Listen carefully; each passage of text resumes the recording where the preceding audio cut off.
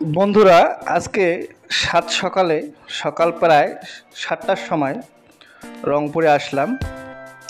আমি নতুন একটা পিসি বিল্ড করেছি। তো এখানে বটলনেক জনিত সমস্যায় ভুগতেছি।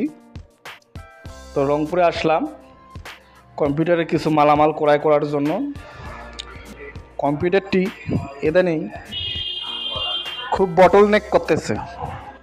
তো যারা কম্পিউটার সম্বন্ধে জানেন যে বটলনেক কী, আপনারা জানেন যে কম্পিউটারে শতভাগ বটলনেক মুক্ত করা যায় না।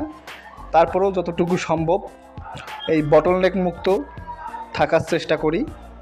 তো সেই উদ্দেশ্যে একটি কম্পোনেন্ট কেনার জন্য সকালে রংপুর এসেছি।